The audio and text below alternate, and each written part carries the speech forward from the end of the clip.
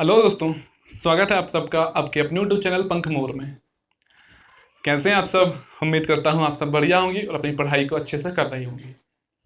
अपनी पढ़ाई को दोस्तों करते रहिएगा और जितना मुझसे हो सकेगा मैं आपकी मेहनत में जितनी मुझसे हो सकेगी मैं उतनी आपकी मदद करता रहूँगा। और जैसा कि आप रोज़ देखते भी हैं, मैं आपके लिए पर डे एक वीडियो बना देता हूँ ताकि आपकी जो हिस्ट्री की समझ है और ज़्यादा विकसित हो सके। और जो एग्ज़ाम में डिफ़िकल्ट प्रश्न बनते हैं, जो एक दूसरे से जुड़े हुए मैप रिलेटेड प्रश्न बनते हैं, जिनको खुद से समझना मुश्किल होता है, तो मैं आपके ज़रिए और आप मेरे ज़रिए एक दूसरे के ज़रिए सीखते चलेंगे। तो चलिए दोस्तों, पिछली वीडियो हम देख चुके थे गुप्त साम्राज्य को। गुप्त साम्राज्य को हमने दोस्तों 3 भागों में पढ़ा था। क्यों पढ़ा था? कि गुप्त साम्राज्य ने करीब 300 वर्षों तक शासन किया था और एक केंद्रीय स्तर पर उत्तर भारत में जो एक प्रमुख शक्ति के रूप में शासन किया वह था गुप्त काल। गुप्त काल में पहली वीडियो हमने प्रमुख शासकों वगैरह देखा, उत्पत्ति के स्रोत देखे। दूसरी वीडियो में हमने प्रशासनिक, सामाजिक, आर्थिक, राजनीतिक जीवन को देखा। तीसरी वीडियो में स्थापत्य कला और जो गुप्त काल की प्रमुख प्राचीन भारत की प्रमुख पुस्तकें हैं उन पुस्तकों को देखा। तो गुप्त काल को हमने 3 वीडियो में समाप्त किया। इसके बाद में हमने दोस्तों प्रश्नों को देखा। मैं करीब करीब जो टॉपिक जितना इंपॉर्टेंट होता है उसी हिसाब से सभी प्रीवियस ईयर प्रश्नों को कराता हूं दोस्तों। कि फिर मैंने आपको करीब करीब 150 प्रश्नों को गुप्त काल में कराया आपको, जो कि यूपीएससी के, यूपी पीसीएस के और एसएससी वगैरह के स्टेट पीसीएस एग्जाम के टॉप प्रश्न थे। सभी प्रश्न दोस्तों मैं नहीं कराता हूं, सभी प्रश्न अगर लूंगा तो बहुत प्रश्न हो जाएंगे, फिर तो टाइम वेस्ट हो जाएगा। अच्छे प्रश्न जो एग्जाम में आपको करने चाहिए, इसके बाद अगर आप अन्य प्रश्नों को करेंगे तो वो आपको फिर इजी लगेंगे। तो चलिए दोस्तों, ज्यादा टाइम वेस्ट नहीं करते हैं, अब देखते हैं हम गुप्तोत्तर काल को। जैसे कि हमने दोस्तों मौर्य साम्राज्य में देखा था कि मौर्य साम्राज्य के पतन के बाद मौर्योत्तर काल में हमें विभिन्न राजवंश देखने को मिलते हैं। ऐसा ही दोस्तों प्राचीन काल में हर समय हुआ है। जैसे कि गुप्त साम्राज्य उत्तर भारत में एक केंद्रीय सत्ता के रूप में गुप्त साम्राज्य ने शासन किया और धीरे धीरे जब स्कंदगुप्त के बाद गुप्त साम्राज्य का कहे तो एक प्रमुख शासक था, शक्तिशाली शासक था, जिसने अपने साम्राज्य को हुड़ों के आक्रमण से और अन्य क्षेत्रीय स्तर पर जो आक्रमण हो रहे थे उनसे अपने साम्राज्य को बचा के रखा। लेकिन जब स्कंदगुप्त की मृत्यु हो जाती है, उसके बाद में जो शासक आने शुरू होते हैं वह अल्पज्ञ तथा एक अदूरदर्शी शासक होते हैं दोस्तों। होता क्या है, जब ये गद्दी पे बैठते हैं तो इनके साम्राज्य में हुड़ों के आक्रमण होते हैं, जिनमें हम देखते हैं गुप्त साम्राज्य का जो पतन हुआ, जिसका प्रमुख कारण माना जाता है हुड़ों को। इसके बाद में क्षेत्रीय स्तर पर भी विभिन्न राजवंशों का उदय हुआ और हुआ गया कि धीरे धीरे गुप्त साम्राज्य का पतन हो गया और क्षेत्रीय कई राजवंश उभरकर सामने आए। और क्षेत्रीय राजवंश में जो साम्राज्य का प्रमुख थे, जो शासक प्रमुख थे, जो वंश प्रमुख थे, उनको आज की वीडियो में हम पढ़ेंगे। गुप्तोत्तर काल को दोस्तों हम जो उत्तर भारत में गुप्तोत्तर काल को आज की पूरी वीडियो में हम समाप्त कर देंगे। और दक्षिण भारत में जो चालुक्य वगैरह है, पल्लव वंश है, चालुक्य वंश है, इनको हम दोस्तों कल की वीडियो में देखेंगे। तो बेसिकली आज की वीडियो हम देखते हैं कि गुप्त काल के पतन के बाद कई राजवंश गुप्तोत्तर काल में हमें देखने को मिले, उनको डिस्कस करेंगे। और जो सबसे प्रमुख राजवंश रहा है, जैसे कि आपने देखा होगा पुष्यभूति वंश, जिसमें हम पढ़ते हैं हर्षवर्धन के बारे में। हर्षवर्धन का नाम प्राचीन भारत के महत्वपूर्ण शासकों में से एक है। जैसे कि हम बात करें अगर अशोक, चंद्रगुप्त मौर्य, विक्रमादित्य, समुद्रगुप्त, हर्षवर्धन, प्रमुख शासकों के रूप में हर्षवर्धन को गिना जाता है। और इन्होंने अपनी उच्च कोटि से तथा प्रशासन की सही दृढ़ता पर अपने साम्राज्य को न केवल स्थापित किया बल्कि जहां पर एक और नए नए राजवंशों का उदय हो रहा था, उन सभी पर अपना साम्राज्य स्थापित किया। और केंद्रीय शक्ति के रूप में हमने गुप्तोत्तर काल में हम पढ़ते हैं इन्हीं को मुख्य तौर पर। लेकिन दोस्तों इससे पहले हम देखते हैं गया का मौखरी वंश। फिर से देखते हैं दोस्तों कि जो मौखरी वंश था, मौखरी वंश की दोस्तों 3 शाखाएं थी। कहां कहां पे थी? एक गया बिहार में मौखरी वंश, कन्नौज में मौखरी वंश और एक राजस्थान में मौखरी वंश। इसके बाद में दोस्तों हम देखते हैं पंजाब में थे हुड़, मालवा के यशोवर्मन, और गौड़ वंश था जो कि बंगाल वाले क्षेत्र में था, मगध एवं मालवा के उत्तरगुप्त और वल्लभी के मैत्रक। तो चलिए दोस्तों, इनको हम जब पढ़ने से पहले एक बार देखते हैं कि इनकी लोकेशन कहाँ कहाँ पे है, जो हमें देखनी चाहिए अच्छे से कि इनकी लोकेशन कहाँ कहाँ पे। क्योंकि उत्तर भारत में जितने आप राजवंशों को देख रहे हैं गुप्तोत्तर काल में, उत्तर भारत में सभी राजवंश हमें एक साथ देखने को मिलते हैं। और इनके बीच में साम्राज्य विस्तार को लेकर या क्षेत्र विस्तार को लेकर कई बार युद्ध हुए, झड़पें हुई। उनको देखना काफी जरूरी है कि किस तरीके से एक दूसरे की सीमा विस्तार को लेकर अक्सर युद्ध हुए हैं। अगर हमें लोकेशन को दोस्तों पता होगा कि कहाँ पे कौन से राजवंश थे, तो हम इजीली इनको देख पाएंगे। तो चलिए दोस्तों, देखते हैं पहले इनके मैप को। चलिए दोस्तों, देखते हैं कि गुप्तोत्तर काल में कितने राजवंश संपूर्ण भारत में थे।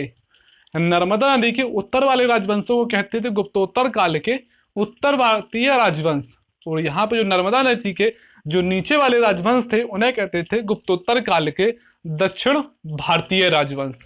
तो दोस्तों, जितने भी राजवंश गुप्तोत्तर काल में थे और जो पूर्व मध्यकाल तक रहे, उन सभी राजवंशों को मैंने यहाँ पे थोड़ी सी लोकेशन में आपको दिखाने की कोशिश की है। और आपको दोस्तों, जब हम पढ़ते जाएंगे तो साइड में मैप आपको दिखते जाएंगे। लेकिन दोस्तों, मैप इसलिए मैंने बताया है ताकि आप इनकी लोकेशंस को देख सके कि हाँ कहाँ कहाँ लोकेशन है और किनके बीच सीमा विस्तार को लेकर अक्सर युद्ध हुआ करते रहे होंगे, ताकि जब आप एग्जामिनर प्रश्न पूछे कि किनके बीच, किन राजाओं के बीच अक्सर युद्ध हुआ करते थे, तो आप देख सके कि इनके इनके बीच होंगे, इनके इनके बीच होंगे और इनके इनके बीच होंगे। क्या इनके उनके बीच हो सकते हैं? तो नहीं होंगे।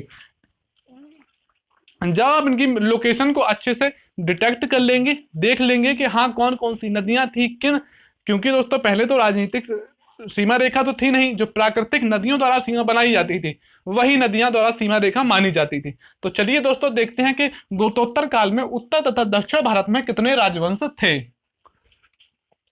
सबसे पहला जो हम देखते हैं पंजाब के हूण। पंजाब वाले क्षेत्रों में, हालांकि हूणों की जो उत्पत्ति हुई, जो अपने साम्राज्य को विस्तारित किया, तो पंजाब वाले क्षेत्रों में किया। धीरे धीरे इन्होंने अपने साम्राज्य के विस्तार को उत्तर पूर्व में किया, उत्तर पूर्व में अपने धीरे धीरे साम्राज्य विस्तार को किया। और इनके हूणों के आक्रमण फिर हम देखते हैं कि मालवा की यशोवर्मन से और पुष्यभूतियों के साथ अक्सर युद्ध हूणों के हुए हैं। और जो हमने युद्ध भी देखा था कि किन राजाओं ने किनके बीच युद्ध हुए हूणों को हराया था, जैसे कि तोरमाड़ को और मेहरकुल को। उन सभी बातों के मालवा के शासक थे यशोवर्मन। यशोवर्मन ने हूणों के शासक, जिनका नाम था मेहरकुल,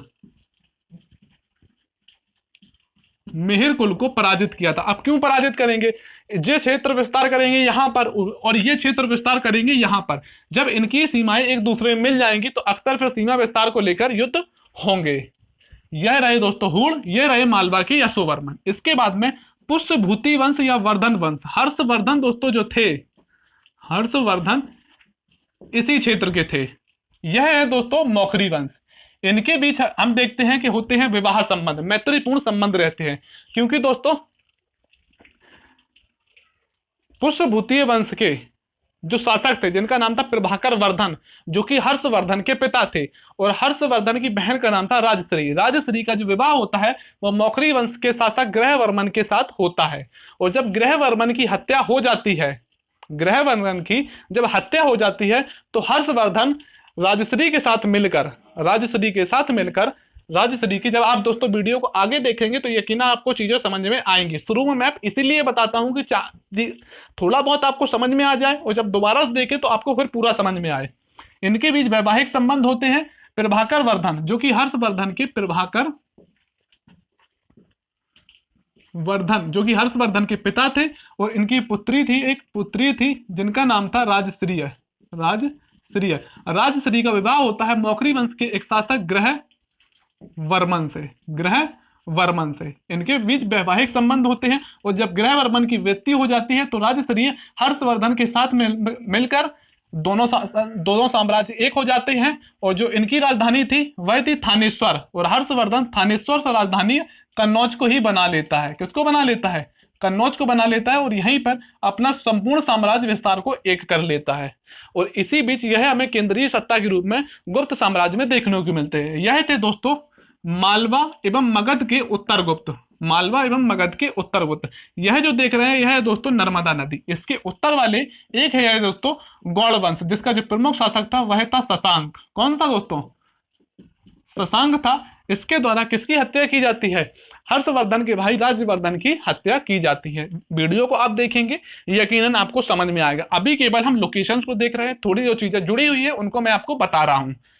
गौड़ वंश मालवा एवं मगध के उत्तर गुप्त, मालवा के अशोकवर्मन, और यहाँ पे दोस्तों हुड़ वंश, इसके बाद पुष्यभूति वंश और कन्नौज का मौखरी वंश। मौखरी वंश की दोस्तों अन्य दो शाखाएं थी। एक दोस्तों गया बिहार वाले जिले में, चूंकि हमारा उत्तर प्रदेश से लगा हुआ जो है वह बिहार यहाँ पर, और राजस्थान में एक शाखा हमें यहाँ पर मौखरी वंश की देखने को मिलती है। मौखरी वंश की एक गया में थी और एक राजस्थान वाले क्षेत्रों में 3 शाखाएं थी। इनको हमने दोस्तों डिक्लेयर किया। अब नर्मदा नदी के दक्षिण में जो राजवंश थे वो थे दोस्तों जो हम कल की वीडियो में पढ़ेंगे, जैसे कि पश्चिमी चालुक्य। चालुक्य की दोस्तों कई शाखाएं थी। वेगी के चालुक्य, कल्याणी के, जो जो तो पश्चिमी चालुक्य थे उन्हें भी हम कहते थे वेगी के चालुक्य। पश्चिमी चालुक्यों को हम कहते थे वेगी के चालुक्य, और जो पूर्वीय चालुक्य होते थे उन्हें हम कहते थे कल्याणी के चालुक्य। ठीक है दोस्तों। एक थे वातापी या वादामी के चालुक्य, जो इन क्षेत्रों में हमें देखने को मिलते हैं। ठीक है दोस्तों। और जो राष्ट्रकूट वंश था वह ये रहा राष्ट्रकूट वंश, गोदावरी की नदी के नीचे। यह है कृष्णा नदी, तुंगभद्रा नदी, यह है दोस्तों पल्लव वंश। कहां पे दोस्तों?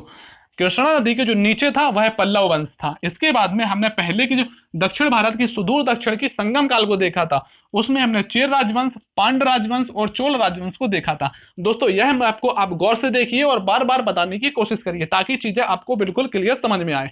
तो चलिए दोस्तों देखते हैं अपनी वीडियो को। अब तो दोस्तों हम मैप को देख चुके हैं। अब देखते हैं दोस्तों कौन कौन से राजवंश है जो प्रमुख है उत्तर भारत में पढ़ने के लिए। मौखरी वंश जो कि गया में था, कन्नौज में था और राजस्थान में था।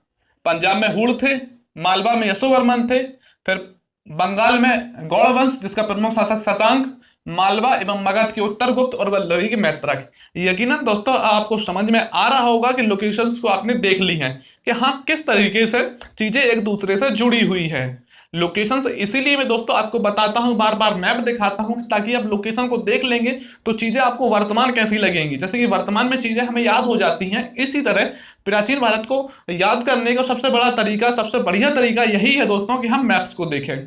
तो मैप्स को जब हम देखेंगे तो चीजें हमें अच्छे से याद रहेंगी। दोस्तों गुप्तोत्तर काल जो है 550 ईस्वी में जब गुप्त काल का पतन हो जाता है, तो 550 के बाद से हम देखते हैं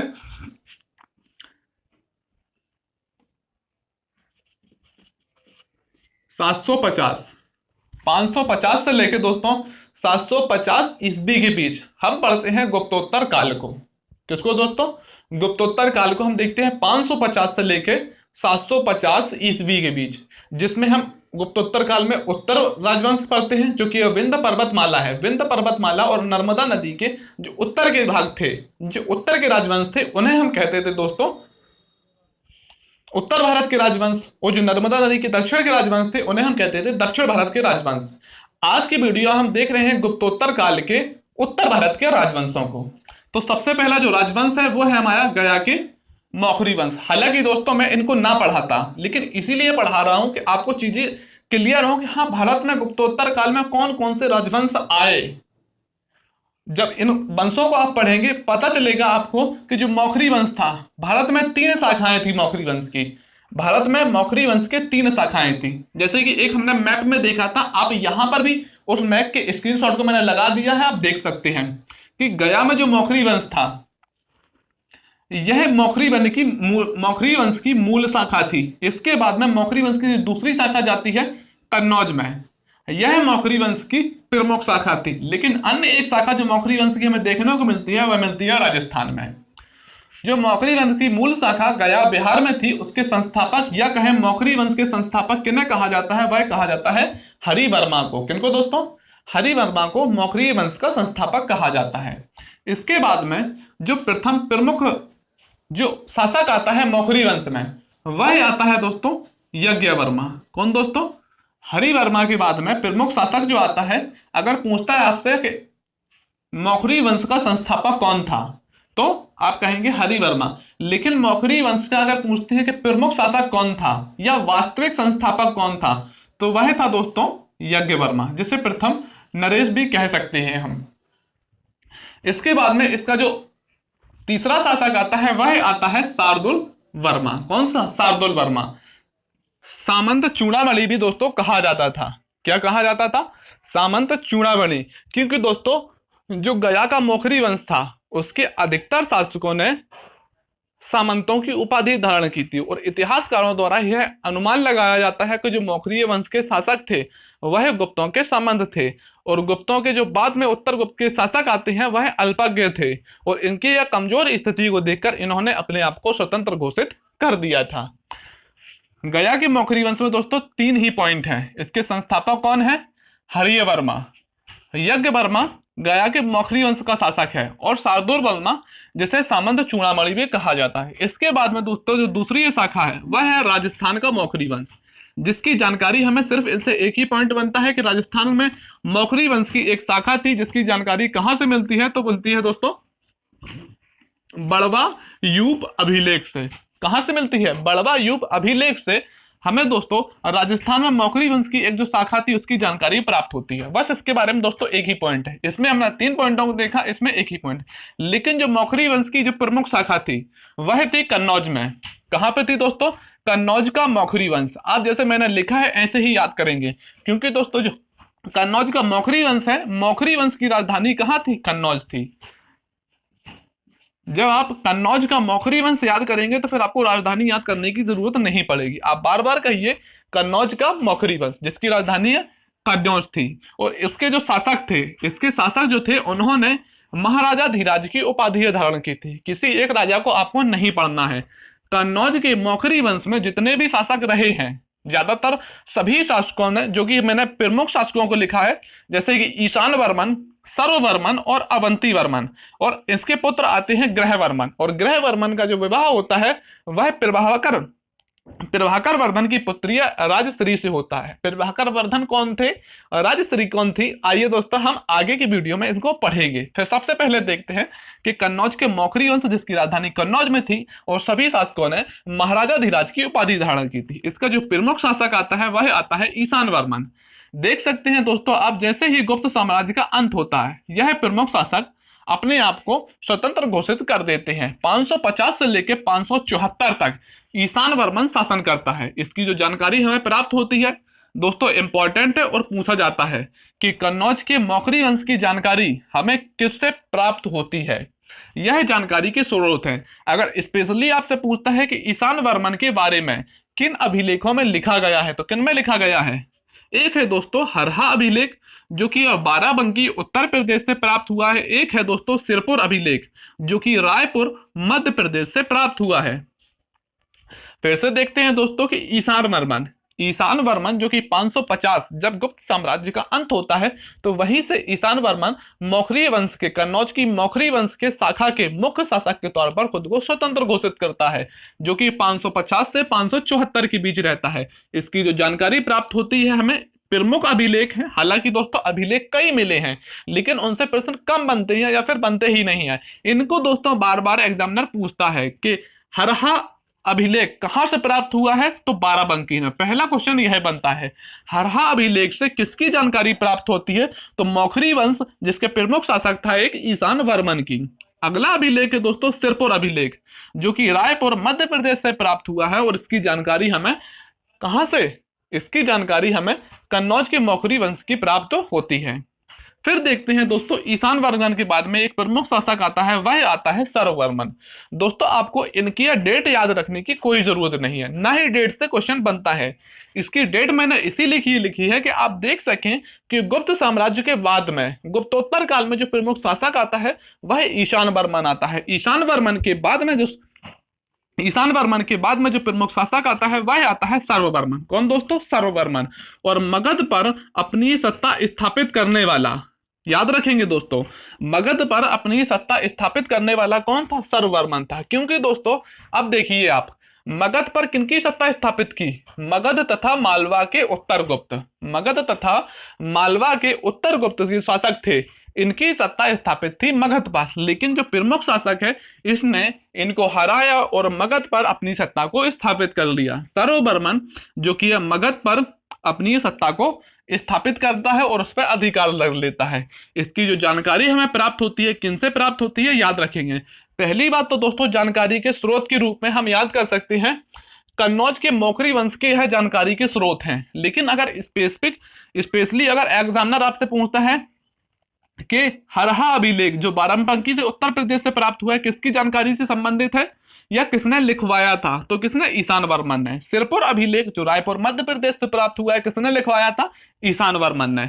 मगध पर अपनी सत्ता स्थापित की सर्ववर्मन ने, जिनकी जानकारी जो हमें प्राप्त होती है नालंदा अभिलेख से प्राप्त होती है, एक देवरनाक अभिलेख है वहां से प्राप्त होती है, और एक असीरगढ़ लेख है। यह जो इंपॉर्टेंट है दोस्तों, एग्जाम में बार बार पूछा जाता है कि असीरगढ़ अभिलेख जो है वह किससे संबंधित है, सो सर्ववर्मन से संबंधित है, जिससे यह जानकारी प्राप्त होती है कि मगध पर अपनी सत्ता को सर्ववर्मन ने स्थापित किया था। फिर से देखते हैं, नालंदा दोस्तों, एक देवरनाक अभिलेख और एक असीरगढ़, किससे संबंधित है, सर्ववर्मन। सर्ववर्मन कौन है, मौखरी वंश जो कि कन्नौज शाखा है उसका प्रमुख शासक है। इसके बाद में दोस्तों सर्ववर्मन के बाद में प्रमुख एक पॉइंट है कि सर्ववर्मन ने पुष्पभूतियों के साथ मिलकर, पुष्पभूति, अब पुष्पभूति दोस्तों देख लेते हैं कि जो कि हर्षवर्धन था। आपने कभी भी इतिहास को पढ़ा होगा तो हर्षवर्धन का नाम जरूर सुना होगा। हर्षवर्धन जो थे पुष्पभूतीय वंश से संबंधित थे, जो कि उत्तर गुप्त काल में हम देखते हैं प्रमुख राजवंश के तौर पर हम पढ़ते हैं पुष्पभूतीय वंश को। मौखरी वंश या सर्ववर्मन ने पुष्पभूतियों के साथ मिलकर, जो पंजाब में हमने मैप में देखे थे हूड़, कहां पे दोस्तों, पंजाब के जो हूड़ थे उनको हराया था सर्ववर्मन ने, और पुष्पभूतियों ने मिलकर हूड़ों को क्या किया था, हरा दिया था। यह 3-4 जो पॉइंट है वह सर्ववर्मन से पूछे जाते हैं कि मगध पर अपनी सत्ता को किस मौखरीय शासक ने स्थापित किया था, तो सर्ववर्मन ने, जिसकी जानकारी नालंदा और देवरनाक अभिलेख और असीरगढ़ लेख से प्राप्त होती है। सर्ववर्मन ने पुष्पभूतियों के साथ मिलकर हूणों को हराया था, क्योंकि दोस्तों जो मौखरी वंश है, मौखरी वंश और हम देखते हैं यहाँ पे पुष्पभूति वंश, मौखरी वंश और पुष्पभूति वंश के बीच में हमें दोस्तों संबंध अच्छे दिखते हैं, मैत्रीपूर्ण संबंध दिखते हैं, क्योंकि सीमा विस्तार को लेकर इनमें कोई ज्यादातर युद्ध नहीं हुए हैं। इनके बीच विवाह हुए हैं, कौन कौन से विवाह हुए हैं वो हम आगे देखेंगे। इसके बाद में जो प्रमुख शासक आता है वह आता है अवंती वर्मन। फिर से देखते हैं दोस्तों, सबसे पहले ईशान वर्मन, सर्ववर्मन और अवंती वर्मन। एग्जामिनर इस तरीके से भी पूछता है कि मौखरी वंश के शासकों को क्रम से व्यवस्थित कीजिए कि या इनमें से कौन सा शासक मौखरी वंश से संबंधित है, तो ईशान वर्मन, सर्ववर्मन और अवंती वर्मन। प्रभाकर वर्धन ने अपनी पुत्री राजश्री, इंपॉर्टेंट पॉइंट है, मोस्ट इंपॉर्टेंट पॉइंट है कि प्रभाकर वर्धन ने अपनी पुत्री राजश्री का विवाह ग्रहवर्मन, जो कि अवंती वर्मन का पुत्र था, ग्रहवर्मन से किया था। क्या है दोस्तों, याद रखेंगे, अवंती वर्मन का पुत्र था ग्रहवर्मन, अवंती वर्मन का पुत्र था ग्रहवर्मन, जिसके साथ जो पुष्पभूतीय वंश के एक शासक थे प्रभाकर वर्धन। ऐसे आप याद रखें कि आगे हम जब देखेंगे कि प्रभाकर वर्धन कौन थे, पहले आप इतना याद रख ले कि पुष्पभूतीय वंश के एक प्रमुख शासक थे जिनका नाम था प्रभाकर वर्धन। हर्षवर्धन जो थे वह प्रभाकर वर्धन के ही पुत्र थे। प्रभाकर वर्धन की पुत्री का नाम था राजश्री। प्रभाकर वर्धन की पुत्री का नाम था राजश्री, जिनका विवाह होता है किससे होता है, ग्रहवर्मन से, जो कि अवंती वर्मन के पुत्र थे। सबसे इंपॉर्टेंट पॉइंट दोस्तों यही है और बार बार पूछा जाता है कि राजश्री का विवाह किससे हुआ था, तो ग्रहवर्मन से हुआ था। देवगुप्त ने, इंपॉर्टेंट पॉइंट है, देवगुप्त ने ग्रहवर्मन की हत्या कर दी और मगध पर अधिकार कर लिया। मगध पर अपनी सत्ता को किसने स्थापित किया था, तो सर्ववर्मन ने। अब सर्ववर्मन यानी कि जो मौखरी वंश के अधीन मगध आ चुका था, लेकिन हुआ क्या, देवगुप्त कौन था, जो हम देखते हैं कि बंगाल में हम देखते हैं गौड़ वंश का एक शासक था देवगुप्त, और देवगुप्त ने ग्रहवर्मन की हत्या कर मगध पर अधिकार कर लिया था। क्या कर लिया था, मगध पर बोलिए आप, मगध पर अधिकार कर लिया था देवगुप्त ने। ग्रहवर्मन की हत्या कर दी। अब ग्रहवर्मन की हत्या के बाद दोस्तों मगध पर अधिकार कर लिया, और राजश्री जो इनकी ग्रहवर्मन की क्या थी, पत्नी थी, राजश्री को बंदी बनाकर ले गया। दोस्तों देखिए कहानी कुछ ऐसी है कि एक बार हम इनको पढ़ लेंगे, फिर पूरी कहानी मैं आपको बता दूंगा कि क्या रही है। आप बस एक बार मेरे साथ पढ़ते चलिए, जहां आप पुष्पभूतीय वंश को देखेंगे तो आपकी कहानी बिल्कुल क्लियर हो जाएगी। क्योंकि मैंने मैप में भी बताया था कि हरियाणा वाली क्षेत्रों में, कन्नौज में हम देखते हैं मौखरी वंश, और जो पुष्पभूति वंश था वह था दोस्तों हरियाणा वाले क्षेत्रों में। कहां पर दोस्तों, हरियाणा वाले क्षेत्रों में, जो थानेश्वर राजधानी बनाई थी उन्होंने। इसके बाद में दोस्तों राजश्री। राजश्री क्या होता है कि राजश्री का भाई था जिसका नाम था राज्यवर्धन। चलिए दोस्तों देख ही लेते हैं एक बार। पुष्यभूति वंश के प्रमुख शासक थे प्रभाकर वर्धन। प्रभाकर वर्धन की पत्नी का नाम था यशोमती। क्या नाम था? यशोमती। अब प्रभाकर वर्धन के दो पुत्र एक पुत्री थी, एक राज्यवर्धन, हर्षवर्धन और राजश्री।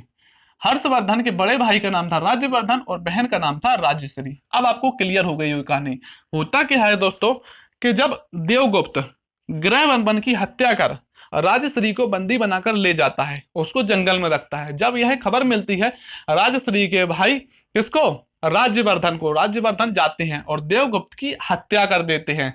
देवगुप्त की हत्या कर देते हैं और राजश्री को छुड़ाकर ले आते हैं। राजश्री को छुड़ाकर ले आते हैं और होता क्या है दोस्तों, राजश्री हर्षवर्धन की देखरेख में शासन करती हैं। किसकी देखरेख में? हर्षवर्धन की।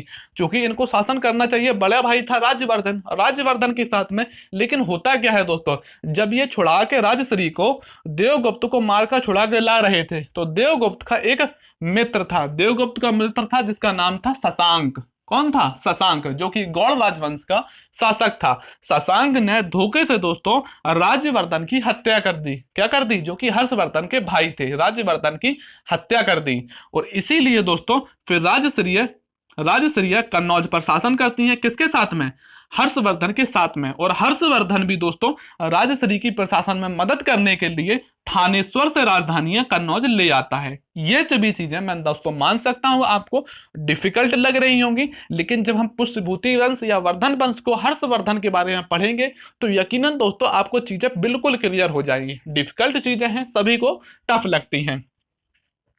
हर्षवर्धन की देखरेख में यह कन्नौज पर शासन करती हैं। अंतिम जो शासक होता है दोस्तों मौखरी वंश का, वह था दोस्तों अंतिम शासक। कौन था? सुचंद्र वर्मन। वर्मा कहे या वर्मन कहें, सुचंद्र वर्मन जो था दोस्तों वह मौखरी वंश का अंतिम शासक था। चलिए दोस्तों देखते हैं कि हमने इसमें कितना पढ़ा।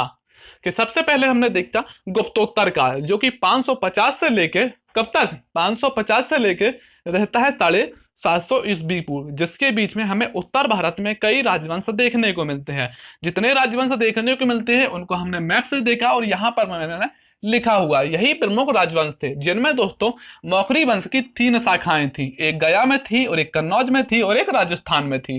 कन्नौज की जो शाखा थी वह प्रमुख शाखा थी, जिसके प्रमुख शासक आते हैं ईशान वर्मन, सर्ववर्मन और अवंती वर्मन।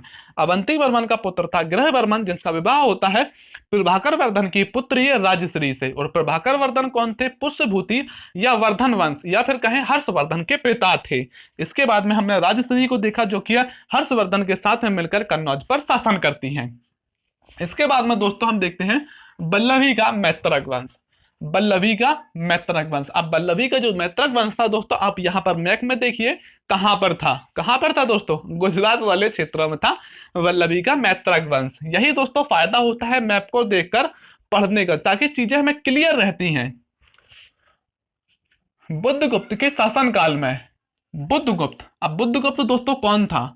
कि बुद्धगुप्त था गुप्त वंश के पूर्ववर्तीय शासक। हमने गुप्त वंश में केवल स्कंदगुप्त तक अच्छे से पढ़ा था। गुप्त वंश तक जो प्रमुख शासक रहे हैं वह रहे हैं स्कंदगुप्त तक। और स्कंदगुप्त की मृत्यु के बाद आने लगते हैं दोस्तों बिल्कुल अयोग्य शासक। उन्हीं में से एक शासक थे बुद्धगुप्त। कौन दोस्तों? बुद्धगुप्त। और बुद्धगुप्त के शासनकाल में मैत्रक सरदार जो थे जिनका नाम था भट्टार्क, याद रखेंगे दोस्तों, मैत्रक सरदार थे जिनका नाम था भट्टार्क, ने अपने को स्वतंत्र घोषित कर दिया या स्वतंत्रता की घोषणा कर दी। किसके शासनकाल में मैत्रक वंश की उत्पत्ति हुई? तो किसके शासनकाल में हुई? वह हुई बुद्धगुप्त के शासनकाल में। किसने की? तो मैत्रक सरदार थे एक जिनका नाम था भट्टार्क, मैत्रकों के सरदार थे। और आगे चलकर यही मैत्रक जो क्षेत्रीय स्तर पर थे यही हमें मैत्रक वंश के रूप में देखने को मिलते हैं, जो कि कहां थे? बल्लभिया गुजरात में थे। इन्होंने अपनी राजधानी जो बनाई थी वह बनाई थी बल्लभी को। किसको दोस्तों? बल्लभी को इन्होंने अपनी राजधानी बनाई थी। इसके बाद में जो अगला शासक आता है वह आता है ध्रुवसेन द्वितीय। हालांकि दोस्तों बल्लभी की मैत्रिक वंश में और हर राजवंश में बहुत से शासक आए हैं, लेकिन वो ज्यादा दोस्तों इंपॉर्टेंट नहीं है, ना ही उनसे क्वेश्चन पूछे जाते हैं। और जो प्रमुख पूछे जाते हैं वो मैंने लिखे हुए हैं। ध्रुवसेन द्वितीय जो कि प्रयाग सम्मेलन में हुएंग सांग ने वर्णन किया है। प्रयाग सम्मेलन में।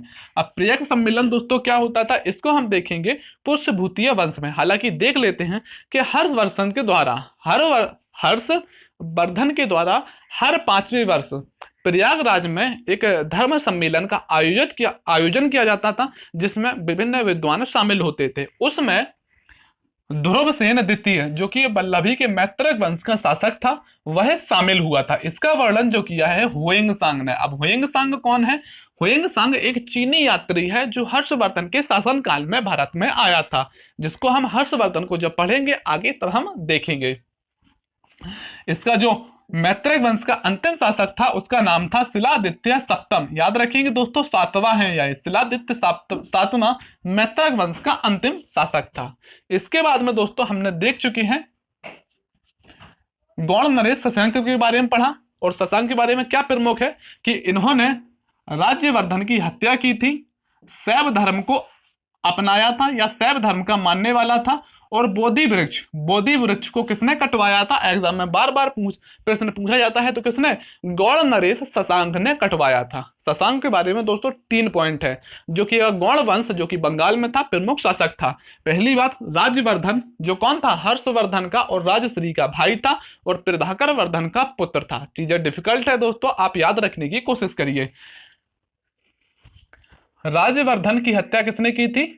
शशांक ने की थी। शैव धर्म का अनुयायी कौन था? शशांक था। बोधि वृक्ष जहां पे महात्मा बुद्ध ने ज्ञान की प्राप्ति हुई थी, उसे किसने कटवाया था? शशांक ने कटवा दिया था। यह दोस्तों है गौड़ वंश के बारे में, प्रमुख शासक शशांक के बारे में। अगला जो प्रमुख वंश आता है वह आता है पंजाब के हूण। कौन दोस्तों? पंजाब के हूण। अब देखिए, अब जो हमने गुप्त वंश के पतन को देखा था, तब मैंने हूणों के बारे में विस्तार से बताया था। इसके क्षेत्रफल विस्तार को भी बताया था कि कहां से आए थे, कैसे भारत में पंजाब क्षेत्र में अपनी सत्ता को स्थापित किया, और हूणों का आक्रमण जो हुआ हैगा पहली बार स्कंदगुप्त के शासनकाल में हुआ। उन सभी बातों को हम पहले डिस्कस कर चुके हैं, तो दोबारा हम दोस्तों नहीं देखेंगे। पंजाब का जो हूण वंश था, जिसके प्रमुख शासक तोरमाल थे और मेहरकुल थे, इनका वर्णन हमें जो देखने को मिलता है कलहड़ की राज तड़ंगली में देखने को मिलता है। अब दोस्तों हूण वंश को मैंने अच्छे से गुप्त साम्राज्य में पढ़ाया है, और आप अगर नियमित तौर पर वीडियो देख रहे होंगे तो आपको ये सब चीजें समझ में आ रही होंगी। और मेरे पढ़ाने का तरीका भी दोस्तों यही रहता है कि मैं आपको पहले स्रोत जानकारी बताता हूँ, मैप्स वगैरह दिखाता हूँ, ताकि आपका खुद का दिमाग चलना शुरू हो और आप चीजों को समझ सकें। दोस्तों चीजें डिफिकल्ट हैं, जब हम 4-5 वंशों को एक ही साथ टाइम पीरियड में देखते हैं तो चीजें टफ हो जाती हैं, और इन्हीं टफ चीजों से प्रश्न बनते हैं, और हमें गलत ज्यादा से ज्यादा हमसे होते हैं। इन प्रश्नों को गलत ना करें दोस्तों, अच्छे से 1 बार 2 बार 3 बार देखें और अपनी प्रॉपरली नोट्स बनाएं और याद करने की कोशिश करें। पंजाब का हूण वंश। इसके बाद में आता है मालवा का यशोवर्मन वंश, और यशोवर्मन जो था इसका प्रमुख शासक था। कौन था दोस्तों? यशोवर्मन एक प्रमुख शासक था, जिसने किसको पराजित किया था? मिहिरकुल, जो कि पंजाब के जो हूण राजवंश था उसका प्रमुख शासक था मिहिरकुल। मिहिरकुल को किसने पराजित किया था? तो यशोवर्मन ने पराजित किया था। किसने पराजित किया था? हो सकता है दोस्तों मैंने गुप्त साम्राज्य में आपको बता दिया हो गलती से कि यशोवर्मन को मिहिरकुल ने पराजित किया था, लेकिन दोस्तों वो गलत है, आप उसको सुधार कर लें, क्योंकि पढ़ाते टाइम दोस्तों हो सकता है कि एक एंड पॉइंट में गलत बता दूं, लेकिन आखिर में उनको सुधार के आपको बता दूंगा कि यशोवर्मन ने किसको? मिहिरकुल को पराजित किया था, ना कि मिहिरकुल ने यशोवर्मन को। वो दोस्तों गलत पॉइंट मैंने बता दिया होगा, उसको आप सुधार कर लें। यशोवर्मन ने किसको? मिहिरकुल, जो कि हूण राजवंश का एक शासक था, उसको हराया था। अब दोस्तों देखते हैं मगध एवं मालवा के उत्तर गुप्त। मगध एवं मालवा के उत्तर गुप्त, जो कि मगध उत्तर प्रदेश में बिहार वाले क्षेत्रों में राजवंश इनका था, और गुप्तोत्तर काल में जो सर्वाधिक शासन किया है करीब करीब 200 वर्षों तक, तो इन्होंने ही शासन किया है मगध एवं मालवा के उत्तर गुप्तों में। इसकी जो जानकारी हमें प्राप्त होती है, इंपॉर्टेंट है, वह प्राप्त होती है दोस्तों जो अपसड़ का लेख है। कौन सा दोस्तों? अपसड़, याद रखेंगे दोस्तों, अपसड़ का लेख है, और एक है देवनार्ग का लेख। किसका? देवनार्ग का लेख। जो अपसड़ का लेख है वह बिहार से प्राप्त हुआ है, कहाँ से प्राप्त हुआ है? बिहार से प्राप्त हुआ है और इससे आदित्य सेन की हमें जानकारी प्राप्त होती है। एग्जैक्ट यही प्रश्न दोस्तों, दोनों प्रश्न बीपीएससी में कई बार पूछे गए हैं कि अवसर का लेख किससे संबंधित है, तो जिसकी जानकारी प्राप्त होती है हमें मगध एवं मालवा के उत्तर गुप्त वंश की जानकारी प्राप्त होती है, और आदित्य सेन जो कि इस राजवंश का प्रमुख शासक था उसके द्वारा इसे लिखवाया गया था। एक है देवनार्क, देवार्क, देवनार्क कहें या दोस्तों कहें देवार्क नाक, जो कि आरा बिहार में स्थित आधा बिहार से प्राप्त एक अभिलेख है, जिसकी जानकारी हमें प्राप्त होती है वह जीवित गुप्त की, जो कि मगध एवं मालवा के उत्तर गुप्त का प्रमुख शासक था। जीवित गुप्त की हमें जानकारी प्राप्त होती है। दोस्तों चीजें डिफिकल्ट हैं, आप याद करने की और समझने की कोशिश करिए। बीपीएससी में खासकर इनसे बार बार प्रश्न पूछे जाते हैं और बच्चे गलत करते हैं। एक जो अवसर का लेख है बिहार से प्राप्त हुआ है, आदित्य सेन द्वारा लिखवाया गया था। आदित्य सेन मगध एवं मालवा के उत्तर गुप्त के शासकों में से एक हैं। एक आ जाते हैं देखिए देवारनाक का अभिलेख जो कि आरा बिहार से है और जीवित गुप्त की जानकारी प्राप्त होती है। इसके जो संस्थापक थे इस वंश के दोस्तों वह थे कृष्ण गुप्त। कौन से दोस्तों? कृष्ण गुप्त इसके संस्थापक थे। इसके बाद में अगले जो शासक आते हैं वह आते हैं कुमार गुप्त। कुमार गुप्त कौन है दोस्तों? मालवा एवं मगध के उत्तर गुप्तों के एक शासक हैं, प्रमुख शासक है कुमार गुप्त। और कुमार गुप्त ने दोस्तों ईशान वर्मन को पराजित किया था। अब ईशान वर्मन कौन है चलिए देखते हैं। ईशान वर्मन है दोस्तों कन्नौज के मौखरी वंश के जो प्रमुख शासकों में से एक है ईशान वर्मन। और ईशान वर्मन को पराजित किसने किया था? कुमार गुप्त ने इनको पराजित किया था। किसने पराजित किया था? कुमार गुप्त ने। इसके बाद में अगले शासक आ जाते हैं दोस्तों दामोदर गुप्त। कुमार गुप्त के पुत्र का नाम था दामोदर गुप्त और ईशान वर्मन के पुत्र का नाम था सर्ववर्मन। और सर्ववर्मन ने दामोदर गुप्त को हराया। पहले दोस्तों होता क्या है कि कुमार गुप्त ईशान वर्मन को हरा देते हैं, फिर इन दो जनों के पुत्र आते हैं, फिर उल्टा होता है दामोदर गुप्त को ईशान वर्मन का पुत्र सर्ववर्मन हरा देता है। यह दोस्तों एग्जैक्ट प्रश्न बार बार पूछे गए हैं। जिस तरीके से दोस्तों तराइन के 2 युद्ध हुए थे, जिसमें एक बार पृथ्वीराज चौहान मोहम्मद गौरी को हरा देते हैं और दूसरी बार मोहम्मद गौरी पृथ्वीराज चौहान को हराते हैं, वो भी बार बार पूछे जाते हैं और यह भी दोस्तों बार बार पूछे जाते हैं। और आप इससे समझ सकते हैं कि जो मगध एवं मालवा के उत्तर गुप्त थे, इनकी जो लड़ाइयां हुई हैं क्षेत्र विस्तार को लेकर वह किससे हुई है? कन्नौज के मौखरी वंश से हुई हैं। क्योंकि दोस्तों यह मगध वाले राजवंश में थे और यह थे कन्नौज वाले क्षेत्रों में इनकी सीमाएं मिली हुई थी और अक्सर इनमें युद्ध होते रहते थे। अब दोस्तों हम देखते हैं पुष्यभूति या वर्धन वंश। अब तक दोस्तों हम क्या कर रहे थे? अब तक हम देख रहे थे जो राजवंश उत्तर गुप्त काल में थे यह राजवंश इतने प्रमुख नहीं हुए। जो उत्तर गुप्त काल में एक केंद्रीय शक्ति के रूप में उभर कर आया वह आया पुष्यभूति या वर्धन वंश। अब दोस्तों देखते हैं हम इसकी जानकारी को। इसकी जानकारी के जो स्रोत हैं साहित्यिक हैं, पुरातात्विक और विदेशी स्रोत हैं। मोस्ट इंपॉर्टेंट है। पुरातात्विक स्रोतों में सबसे पहले दोस्तों साहित्यिक स्रोत देखते हैं हम। जो मैं चीजें आपको बता रहा हूं दोस्तों मोस्ट इंपॉर्टेंट है, मेरी बातों को भी आप ध्यान से सुने और इन जो चीजें लिखी हुई हैं इनको भी ध्यान से सुने, क्योंकि दोस्तों मैं हो सकता है कुछ पॉइंट बोर्ड पर ना लिखूं और मैं आपको ऐसे ही बता दूं, तो आप ध्यान से भी सुनिया करिए। साहित्यिक और साक्ष्यों की बात करते हैं हर्षचरित और कादंबरी। हर्षचरित और कादंबरी किसके द्वारा लिखी गई है? लिखी गई है दोस्तों बाणभट्ट के द्वारा। किसके द्वारा? हर्षचरित और कादंबरी बाणभट्ट के द्वारा लिखी गई है। जो बाणभट्ट के थे, बाणभट्ट हर्ष के दरबार में एक प्रमुख कवि थे। किसके? हर्षवर्धन के दरबार में प्रमुख कवि थे। बाणभट्ट हर्षवर्धन के दरबार में कवि थे जिन्होंने हर्षचरित और कादंबरी पुस्तकों को लिखा है। हर्षचरित को संस्कृत भाषा में लिखा गया है, हर्षचरित को संस्कृत भाषा में लिखा गया है और हर्षचरित जो है उसमें दोस्तों 8 खंडों में विभाजित किया गया है। कितने दोस्तों? 8 खंडों में। प्रथम 3 खंड हैं और फिर 5 खंड हैं। प्रथम 3 खंडों में बाणभट्ट ने अपनी जीवन के बारे में बताया है। प्रथम जो 3 खंडों में बाणभट्ट ने अपने जीवन काल के बारे में बताया है और अंतिम 5 खंडों में हर्षवर्धन के चरित्र संबंधित जो बातें लिखी हुई हैं वह हर्ष चरित्र में 5 खंडों में लिखी हुई हैं। ठीक है दोस्तों, यह किस में लिखा गया है? तो संस्कृत भाषा में लिखा गया है। कादंबरी जो है बाणभट्ट के द्वारा लिखी गई है और इसमें पुष्यभूतिय वर्धन वंश के सामाजिक आर्थिक राजनीतिक जीवन के बारे में प्रमुख साक्ष्य उपलब्ध है। इसके बाद में एक प्रमुख दोस्तों ग्रंथ है, वह है आर्य मंजूश्रीय मूलकल्प। याद रखेंगे, थोड़ा सा बड़ा नाम है, कंफ्यूजन हो सकती है, लेकिन बार बार पढ़िए। क्या है दोस्तों? आर्य मंजूश्रीय मूलकल्प, आर्य मंजूश्रीय मूलकल्प, आर्य मंजूश्रीय मूलकल्प, जिसकी जो रचना की गई है वह की गई है गणपतीय शास्त्री के द्वारा। किसके द्वारा? गणपतीय शास्त्री के द्वारा की गई है। यह महायान बौद्ध धर्म की महायान शाखा का एक प्रमुख ग्रंथ है, बौद्ध धर्म की महायान शाखा का एक प्रमुख ग्रंथ है। इसके बारे में दोस्तों हम देखते हैं पुरातात्विक साक्ष्यों को। पुरातात्विक साक्ष्यों में सबसे पहले देखते हैं मोहरें, कि पुष्यभूति वंश या वर्धन वंश या हर्षवर्धन के द्वारा जो मोहरें चलाई गई उनमें मिट्टी की और तांबे की मोहरें शामिल हैं। किसकी दोस्तों? मिट्टी और तांबे की मोहरें चलाई पुष्यभूतिय वंश के शासकों ने, जिसमें दोस्तों जो हमें तांबे की मोहरें प्राप्त हुई हैं वह नालंदा से प्राप्त हुई हैं और सोनपत से प्राप्त हुई हैं। कहां से? नालंदा और सोनपत से। जो सोनपत से हमें मोहरें प्राप्त हुई हैं पुष्यभूति वंश की, उसमें हमें हर्षवर्धन का जो नाम देखने को मिलता है वो सोनपत से प्राप्त एक मोहर के ऊपर हमें हर्षवर्धन का नाम देखने को मिलता है। किस पर दोस्तों? मोहरें दोस्तों दो थी, मिट्टी की और तांबे की। नालंदा से प्राप्त हुई है, सोनपत से प्राप्त हुई है, और जो सोनपत से प्राप्त हुई है वहां से हर्षवर्धन का हमें एक मोहर पर नाम देखने को मिलता है।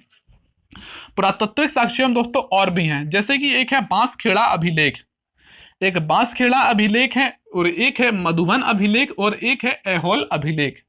याद रखेंगे, मोस्ट इंपॉर्टेंट अभिलेख है दोस्तों, और अभिलेख से जो बातें लिखी हुई हैं वो बार बार एग्जाम में पूछी जाती हैं। जैसे कि पहला है बांसखेड़ा अभिलेख। बांसखेड़ा अभिलेख कब का है? यह 628 ईस्वी का है। कब का दोस्तों? 628 ईस्वी का है बांसखेड़ा अभिलेख, और यही इस एग्जैक्ट प्रश्न पूछा गया था बीपीएससी में। कहां पे दोस्तों? बीपीएससी में पूछा गया था कि बांसखेड़ा अभिलेख कब का है, तो 628 ईस्वी का है। और यह कहां से प्राप्त हुआ है? शाहजहांपुर उत्तर प्रदेश से प्राप्त हुआ है। कहां से दोस्तों? शाहजहांपुर उत्तर प्रदेश से बांसखेड़ा अभिलेख प्राप्त हुआ है, जिसमें दान देने की हर्षवर्धन के द्वारा ग्राम दान देने की जो बात कही गई है, किस अभिलेख में कही गई है? तो बांसखेड़ा अभिलेख जो शाहजहांपुर से प्राप्त हुआ है। फिर से देखते हैं दोस्तों, बांसखेड़ा अभिलेख 628 का है, शाहजहांपुर उत्तर प्रदेश से प्राप्त हुआ है, हर्षवर्धन के द्वारा ग्राम दान देने की जो बात कही गई है बांसखेड़ा अभिलेख में कही गई है। इसके बाद में दोस्तों राज्यवर्धन ने देवगुप्त को हराया था। राज्यवर्धन ने देवगुप्त को हराया था। कब दोस्तों? जब देवगुप्त ग्रहवर्मन की हत्या कर राजश्री को बंदी बनाकर ले जाता है, तो देवगुप्त को जो राज्यवर्धन थे वो हरा देते हैं, और इसी का जो वर्णन किया गया है वह बांसखेड़ा अभिलेख में किया गया है। इसके बाद में शशांक ने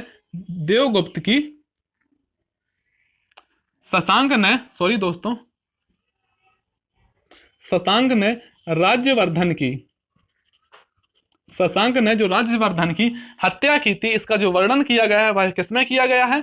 वह किया गया है बांसखेड़ा अभिलेख में। फिर से देखते हैं, मोस्ट इंपॉर्टेंट, और जितने भी पॉइंट मैंने दोस्तों लिखे हैं सभी एग्जाम में पूछे गए हैं कई बार, चाहे वो स्टेट पीसीएस हो, चाहे वो एसएससी हो, चाहे यूपीएससी हो। पुरातात्विक साक्ष्यों में पुष्यभूति या वर्धन वंश के बांसखेड़ा अभिलेख 628 का है, शाहजहांपुर उत्तर प्रदेश से प्राप्त हुआ है, हर्षवर्धन के द्वारा ग्राम दान देने की जो बात कही गई है बांसखेड़ा अभिलेख में कही गई है, और राज्यवर्धन ने देवगुप्त की हत्या की थी, इसका वर्णन बांसखेड़ा अभिलेख में है, और शशांक के द्वारा राज्यवर्धन की हत्या की गई, इसका वर्णन भी बांसखेड़ा अभिलेख में। इसके बाद में दोस्तों अगला आता है, वह है दोस्तों मधुबन अभिलेख, जो कि 631 ईस्वी का है। 631 ईस्वी का है। यह दोस्तों है 628 का। जस्ट इससे 3 वर्ष के बाद यह प्राप्त हुआ था, मधुबन अभिलेख लिखवाया गया था, जो कहां से? मऊ उत्तर प्रदेश, जो आजमगढ़ मऊ वाला क्षेत्र है वहां से प्राप्त हुआ है मधुबन लेख, जिससे जानकारी पुष्यभूति वंश की होती है। इसका अगला है दोस्तों ऐहोल अभिलेख। क्या है दोस्तों? ऐहोल अभिलेख मोस्ट इंपॉर्टेंट है दोस्तों। इसको हम जब चालुक्य वंश पढ़ेंगे तब उसको हम अच्छे से देखेंगे, लेकिन फिलहाल के लिए हम देखते हैं कि चालुक्य नरेश थे एक पुलकेशिन द्वितीय। यह जो नरेश है दक्षिण भारत के चालुक्य वंश के एक शासक है। चालुक्य नरेश पुलकेशिन द्वितीय, इनके द्वारा लिखाया गया है ऐहोल अभिलेख, जिसकी जो रचना की है इनकी एक कवि थे जिनका नाम था रवि कीर्ति। पुलकेशिन द्वितीय चालुक्य वंश के प्रमुख शासक है, जिनके कवि का नाम है रवि कीर्ति। इनके द्वारा ऐहोल अभिलेख को लिखवाया गया था। अब इसमें क्या क्या वर्णन किया गया है वो चलिए दोस्तों आगे देखते हैं। इस सेक्शन में दोस्तों हमने क्या देखा, वल्लभी के मैत्रक वंश को, पंजाब के हूण और गौड़ राजवंश जो कि बंगाल वाले क्षेत्रों में था, मालवा का यशोवर्मन वंश और मगध एवं मालवा के उत्तर गुप्त को, और फिर पुष्यभूतिय वंश को। जितनी भी चीजें लिखी हुई मैं दोस्तों आपसे बार बार कह रहा हूं, मोस्ट इंपॉर्टेंट चीजें हैं। अब दोस्तों देखते हैं, हम इनको साहित्यिक, पुरातात्विक और विदेशीय विवरण को देख चुके हैं। सॉरी दोस्तों, विदेशी विवरण को और देख लेते हैं। विदेशी विवरण में जैसे तो दोस्तों हुएंग सांग हर्षवर्धन के शासनकाल में भारत आता है, और यह भी इसके विवरण अनुसार इसने एक बुक लिखी थी, इसने एक पुस्तक लिखी थी जिसका नाम क्या है, CU की। एग्जाम में यूपीएससी या पीसीएस वगैरह में कई बार दोस्तों पूछा गया है कि हर्षवर्धन के द्वारा कौन सी पुस्तक लिखी गई है, या CU की पुस्तक किसने लिखी है, तो हर्षवर्धन ने लिखी है। और इसने जो यात्रा की थी 16 वर्ष की इसका यात्रा वृत्तांत रहा है। कितने वर्ष का, 16 वर्ष का। अगला जो शासक है वह है दोस्तों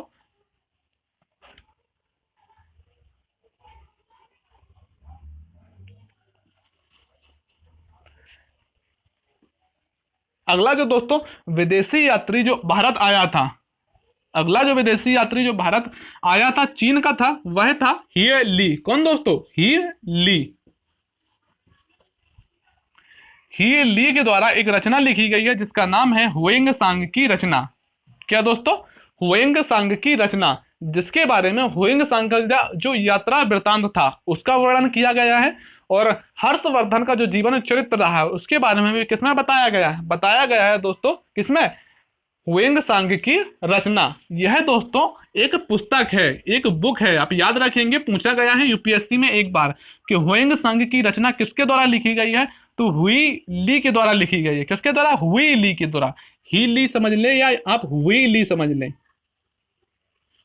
हुई ली के द्वारा की गई है। और इससे भी हमें दोस्तों पुष्यभूति या वर्धन वंश की जानकारी प्राप्त होती है। अगला दोस्तों जो चीनी यात्री है वह है इतिय सांग। कौन दोस्तों, इतिय सांग। क्रम से याद करेंगे, हुएंग सांग, हुई ली और इति सांग, जो कि है 671 में 7वीं शताब्दी में भारत आता है। जब एग्जामिनर आपसे पूछता है कि विदेशी यात्रियों के क्रम को व्यवस्थित कीजिए, आपने बार बार कई बार प्रश्नों को देखा होगा, तो फिर आप जब प्राचीन भारत में शुरू से पढ़ रहे होंगे तो आप इजीली इन प्रश्नों को बना पाएंगे कि सबसे पहले कौन आया, चंद्रगुप्त मौर्य के शासनकाल में कौन आया, बिंदुसार के, अशोक के शासनकाल में कौन कौन से राजदूत आए, फिर हर्षवर्धन के शासनकाल में हुएंग सांग आए। ऐसे दोस्तों जब आप क्रम से पढ़ेंगे तो यकीनन चीजें आपको याद होंगी। इति सांग जो कि 671 ईस्वी में भारत की यात्रा की थी, और जो पुष्यभूति या वर्धन वंश है उसके बारे में विवरण दिया है तो इति सांग ने दिया है। इसके दोस्तों भारत यात्रा करने का जो मुख्य उद्देश्य था, इसके भारत यात्रा करने का जो दोस्तों मुख्य उद्देश्य था वह था बौद्ध जो अवशेष रखे गए हैं और या बौद्ध स्तूप जो बनाए गए हैं उनको देखना। यह दोस्तों इसका मुख्य उद्देश्य था। यह रही दोस्तों हमारी पुष्यभूति वंश की साहित्यिक, पुरातात्विक, साहित्यिक जानकारी मोस्ट इंपॉर्टेंट है, और इनसे जब हम प्रश्नों करेंगे तो देखेंगे कि किस किस तरीके से एग्जामिनर ने प्रश्नों को बनाया है। पुष्यभूति वंश के संस्थापक थे दोस्तों पुष्यभूति। आपसे कभी भी पूछता है कि पुष्यभूति वंश के संस्थापक कौन थे, तो कौन थे दोस्तों, पुष्यभूति से। और इन्होंने जो अपनी राजधानी बनाया था वह बनाया था थानेश्वर, जो कि हरियाणा में थी। आप दोस्तों मैंने मैप को जो शुरू में बताया था उस मैप को देखिए और अपनी ये कॉपी में उस मैप को बना लीजिए ताकि आपको चीजें क्लियर हो सकें कि पुष्यभूति वंश के संस्थापक पुष्यभूति, राजधानी थानेश्वर जो कि हरियाणा में थी। इसके बाद में इनके पुत्र आते हैं प्रभाकर वर्धन। प्रभाकर वर्धन कौन दोस्तों, प्रभाकर वर्धन जिन्होंने परम भट्टारक की और महाराजा धीराज की उपाधि धारण की थी। कौन कौन सी दोस्तों, परम भट्टारक की और महाराजा धीराज की उपाधि को धारण किया था।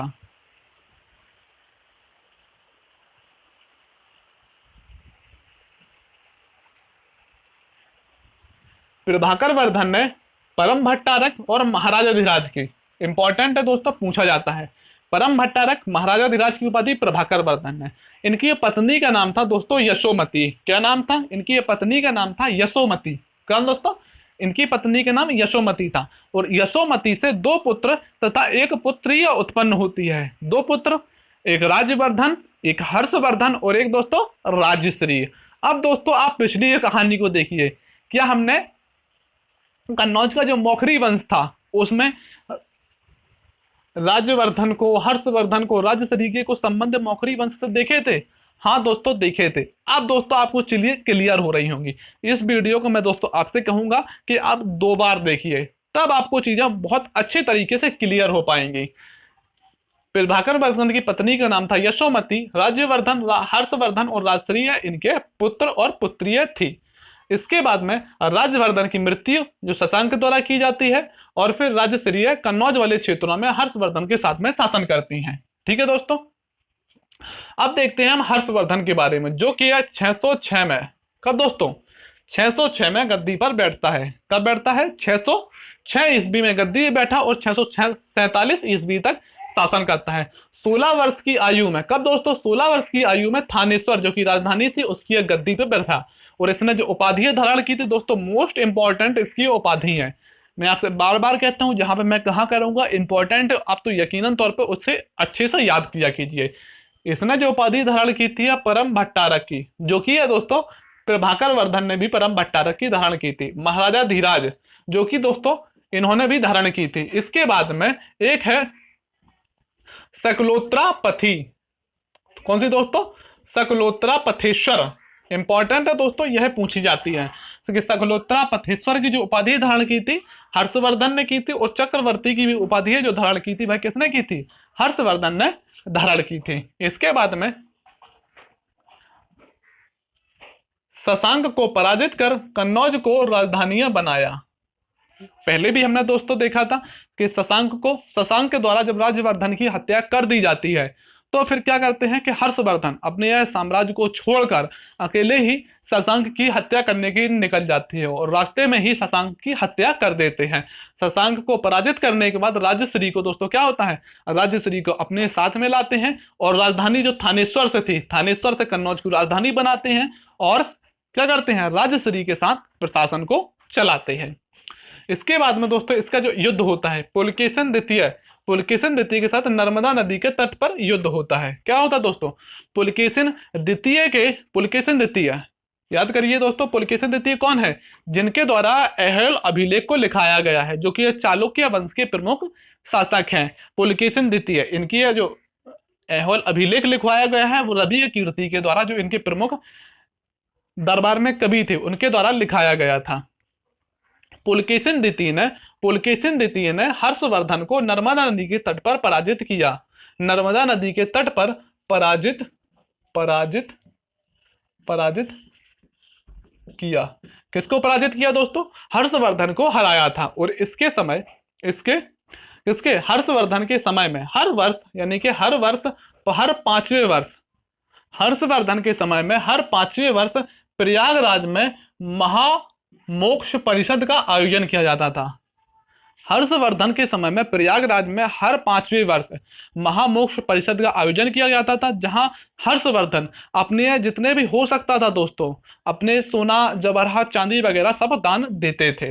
हुइंग जो हर्षवर्धन के द्वारा हर 5वें वर्ष प्रयागराज में महामोक्ष परिषद का जो आयोजन किया जाता था, छठे जो महामोक्ष परिषद में शामिल हुआ था वह कौन शामिल हुआ था? हुइंग सांग शामिल हुआ था। और इसका वर्णन हुइंग सांग द्वारा लिखित रचना सी यूकी में किया गया है। अब आप दोस्तों कमेंट से बताइए कि जो महामोक्ष परिषद का जो हर 5वें वर्ष हर्षवर्धन के द्वारा प्रयागराज में आयोजन कराया जाता था, और इसमें कौन और शासक शामिल हुआ था, जिसको पहले हम डिस्कस कर चुके हैं। तो आप अपनी नोट्स को देखिए कि पहले हमने कौन से शासक को पढ़ा है कहीं। चलिए मैं बताता हूं। बल्लभी के मैत्रिक वंश के एक शासक थे जिनका नाम था ध्रुवसेन द्वितीय। हमने डिस्कस किया था, जो प्रयागराज सम्मेलन में शामिल हुए थे। इसका वर्णन हुइंग सांग द्वारा किया गया है। ठीक है दोस्तों, अब देखते हैं कि हर्षवर्धन के द्वारा कन्नौज में और कहां पर? हर्षवर्धन के द्वारा कन्नौज में और प्रयागराज में 2 विशाल धार्मिक सभाओं का आयोजन कराया गया था। याद रखेंगे दोस्तों, प्रयागराज में हर 5वें वर्ष महामोक्ष परिषद का आयोजन तो होता था, लेकिन कन्नौज और प्रयागराज में धार्मिक सभाओं का आयोजन करवाया गया था। किसके द्वारा? हर्षवर्धन के द्वारा। और कुंभ मेला का माना जाता है इतिहास के द्वारा इतिहासकारों के द्वारा कुंभ मेले का जो आयोजन करवाया था वह भी हर्षवर्धन के द्वारा करवाया गया था, और उन्हीं की देन है जो हम प्रयागराज में 12 वर्षों के अंतराल पर कुंभ मेले का आयोजन किया जाता है। इसके बाद में इसके हर्षवर्धन के दरबार में दो थे दोस्तों विद्वान, जिनका नाम था हरिदत्त और जयसेन। दोस्तों मैं आपको बार बार कहूं कि यह प्रश्न इंपॉर्टेंट है, इसको पढ़िए, याद करिए, बार बार पूछा जाता है। दोस्तों यकीन मानिए कि जितने भी पॉइंट्सों को मैंने लिखा है, जिस तरीके से लिखा है, अगर आप लिख लेते हैं और याद करते हैं, जब हम प्रश्नों को बनाएंगे तो आपको दिखेगा कि एग्जामिनर ने बार बार इन प्रश्नों को पूछा है कि हर्षवर्धन के दरबार में कौन से दो विद्वान थे। तो हरिदत्त थे, जयसेन थे, और एक दोस्तों इनके दरबार में कौन थे, इनके दरबार में थे एक हर्ष के दरबार में एक दरबारीय कवि थे बाणभट्ट, जिनके द्वारा हर्षचरित और कादंबरी की रचना की गई थी। और हर्ष के नाम से, किसके दोस्तों, हर्ष के नाम से एक कवि थे जिनका नाम था धावक, जिनका नाम था धावक, जो कविताओं को लिखते थे। इनके द्वारा जो कविताएं लिखी गई हैं, एग्जामिनर पूछता है कि हर्षवर्धन के द्वारा कौन सी कविताएं लिखी गई हैं, और यह भी पूछा गया है कि हर्ष के नाम से कौन से कवि अपनी कविताओं को लिखते थे, कौन से लिखते थे, धावक थे जिनका नाम। उनके द्वारा लिखी गई हैं प्रियदर्शिका, रत्नावली और नागानंद। कौन सी दोस्तों, प्रियदर्शिका, रत्नावली और नागानंद लिखी गई हैं। अब दोस्तों हर्षवर्धन के द्वारा थानेश्वर की समृद्धि का कारण क्या बताया गया है। थानेश्वर जो कि पुष्पभूतिय वंश की राजधानी थी। क्यों राजधानी बनाया गया था, क्योंकि इसकी समृद्धि का जो प्रमुख कारण था वह था व्यापार। थानेश्वर के द्वारा जो व्यापार होता था वह इसकी समृद्धि का प्रमुख कारण था। और बाणभट्ट जो कि हर्ष के दरबार में दरबारीय कवि थे, उनके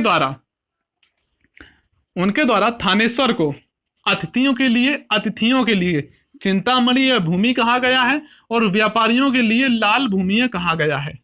बाणभट्ट के द्वारा थानेश्वर को अतिथियों के लिए चिंतामणि भूमि और व्यापारियों के लिए लाल भूमि। खुद हर्षवर्धन ने थानेश्वर की समृद्धि के कारण व्यापार को बताया है। ठीक है दोस्तों। और हर्ष की मृत्यु के बाद, इंपॉर्टेंट तो दोस्तों, हर्ष की मृत्यु के बाद कन्नौज जिसके अन्य नाम महोदया या महोदय श्री कहा जाता था। यह भी दोस्तों यूपीपीसीएस में कई बार पूछा गया है कि हर्ष की मृत्यु के बाद कन्नौज में विभिन्न शक्तियों का केंद्र बन गया। क्या दोस्तों, हर्षवर्धन की जब मृत्यु हो जाती है, क्योंकि हर्ष ही ऐसा शक्तिशाली शासक था जो गुप्त वंश के पतन के बाद में, किसके दोस्तों, गुप्त वंश के पतन के बाद में, जिसने अपने साम्राज्य को एक केंद्रीय स्तर तक फैलाया था। हर्षवर्धन को जो साम्राज्य विस्तार था, आप दोस्तों यहाँ पर मैप में देख सकते हैं कि कितना बड़ा साम्राज्य विस्तार हर्षवर्धन ने स्थापित किया था। और जैसे ही हर्षवर्धन की मृत्यु होती है, कन्नौज एक केंद्र के रूप में बन जाता है। जितने भी दक्षिण के राजवंश थे, जितने भी दक्षिण के राजवंश थे, उनके लिए कन्नौज को जीतना, अगर कहते थे कि उत्तर भारत पे अगर राज करना है तो कन्नौज को जीतना जरूरी है। और कन्नौज को जीतने के लिए विभिन्न शक्तियों का केंद्र बन जाता है कन्नौज, जिसमें उत्तर भारत में हम कहते हैं जैसे त्रिकोणीय संघर्ष लंबा चलता है, जिसमें पाल वंश, गुर्जर प्रतिहार वंश और राष्ट्रकूट वंश के बीच में अक्सर कई बार युद्ध हुए हैं, जिसको हम दोस्तों बाद में अच्छे से डिस्कस करेंगे कि त्रिकोणीय संघर्ष किनके बीच में होता है। कई बार एग्जाम में पूछा गया है किनके बीच में होता है, पाल वंश, गुर्जर प्रतिहार और राष्ट्रकूट वंश के बाद में, जिनमें अंततः जो विजयी होते हैं वह होते हैं दोस्तों गुर्जर प्रतिहार। कौन होते हैं दोस्तों, गुर्जर प्रतिहार अंततः विजयी होते हैं। देखते हैं जो पुष्यभूति वंश या वर्धन वंश था, इसकी शासन व्यवस्था कैसी थी, क्योंकि दोस्तों एक केंद्रीय स्तर के तौर पर हर्षवर्धन के द्वारा पुष्यभूतीय वंश की स्थापना की जाती है। इसमें जो शासन व्यवस्था अपनाई जाती थी, राजतंत्रात्मक शासन व्यवस्था को अपनाया जाता था। कौन सी दोस्तों, राजतंत्रात्मक शासन व्यवस्था थी, जिसमें सबसे पहले दोस्तों होता था क्या, पूरा केंद्र होता था, जिसमें जो अधिकारी या प्रमुख होता था वह होता था राजा। बारिश दोस्तों बहुत जोर से हो रही है, मैं उम्मीद करता हूं कि आपको दोस्तों चीजें क्लियर दिख रही होंगी, क्योंकि धूप तो अभी निकली नहीं है, लाइट आ रही है, पर आपके लिए जैसे भी हो सकता है दोस्तों वीडियो बना रहे हैं। आप थोड़ा सा मैनेज कर लीजिए, आपको चीजें उम्मीद करता हूं आपको दिख रही होंगी, क्योंकि पानी गिर रहा है दोस्तों, बारिश हो रही है, बहुत तेज बारिश हो रही है और धूप भी नहीं है। शासन व्यवस्था राजतंत्रात्मक थी।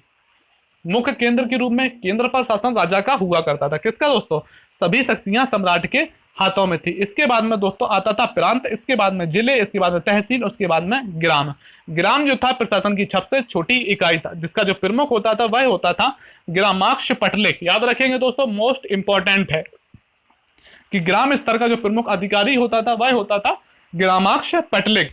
और जो तहसील स्तर पर, जिसे हम तहसील जो होती थी उसे हम क्या कहते थे, उसे कहते थे पाठक। जिलों को दोस्तों हम कहते थे विषय, और जिसका प्रमुख होता था विषयपति। और दोस्तों जो प्रांत होता था उसे हम कहते थे, उसे हम भुक्ति कहते थे, जिसका जो प्रमुख होता था वह होता था लोकपाल। चलिए दोस्तों एक बार फिर से देखते हैं। दोस्तों मैं जल्दी इसलिए कर रहा हूं कि ताकि जो वीडियो बड़ी ना बने हमारी, और पानी आदि जो गिर रहा है वो ज्यादा ना हो, नहीं तो और धीरे धीरे दोस्तों क्या बताएं कि धीरे धीरे अंधेरा होता ही चले जा रहा है। आपको चीजें मैं उम्मीद करता हूं कि दिख रही होंगी कि सबसे प्रशासन की जो सबसे छोटी इकाई हुआ करती थी वह ग्राम हुआ करती थी। इसके बाद में तहसील होती थी, जिसे पाठक कहते थे, और जिसे पाठक कहते थे। और तहसील के बाद में जिला होता था, जिसे विषय कहते थे, जिसका प्रमुख विषयपति होता था। इसके बाद में प्रांत होता था, जिसे भुक्ति कहते थे, जिसका प्रमुख दोस्तों लोकपाल होता था। इंपॉर्टेंट है दोस्तों, याद रखेंगे। इसमें दोस्तों दो ही इंपॉर्टेंट है, जो भुक्ति का प्रमुख होता था लोकपाल होता था, और ग्राम का प्रमुख होता था ग्रामाक्ष पटलिक होता था। ठीक है दोस्तों। और सभी शक्तियां जो थी वह किसके हाथों में थी, सम्राट के हाथों में सभी ये शक्तियां थी। और जो दोस्तों सम्राट को सलाह देने के लिए एक मंत्री परिषद होती थी, मंत्री परिषद के जो मंत्री होते थे उन्हें सचिव या अमात्य कहा जाता था। दोस्तों जल्दी जल्दी चीजों को देख लीजिएगा ताकि वीडियो लंबा ना बने। मंत्री परिषद के जो मंत्री होते थे उन्हें सचिव या अमात्य कहा जाता था। और दोस्तों जो विदेश सचिव होता था, जो विदेश सचिव होता था, कौन होता था, उसे कहा जाता था महासंधीय विग्रह। विदेश सचिव को महासंधीय विग्रह कहा जाता था, जो कि कौन था, वह अवंतीय था। ठीक है दोस्तों। मंत्री परिषद को जो मंत्री होते थे उन्हें सचिव कहते थे। मंत्री परिषद राजा को सलाह देती थी।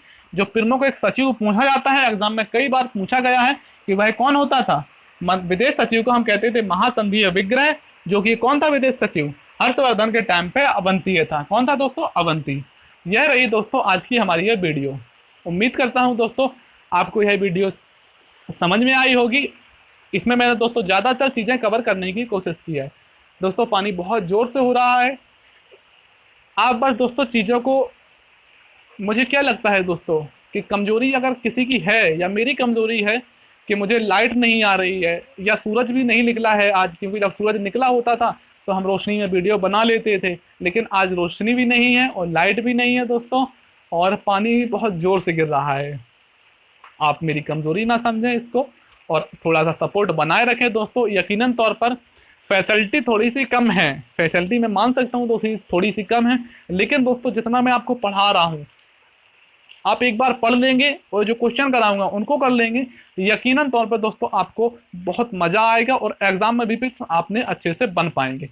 तो चलिए दोस्तों मिलता हूँ अगली वीडियो में। जय हिंद।